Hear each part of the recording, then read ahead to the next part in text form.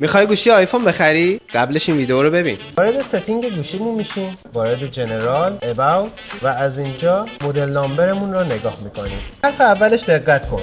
اگر ام بود یعنی دستگاه پک اصلی نیو جدیده و شما اولین نفری هستی که ازش استفاده میکنید. اگر ان بود یعنی دستگاه شما رفته گارانتی اپل و یک دستگاه جدید جاش به شما دادن.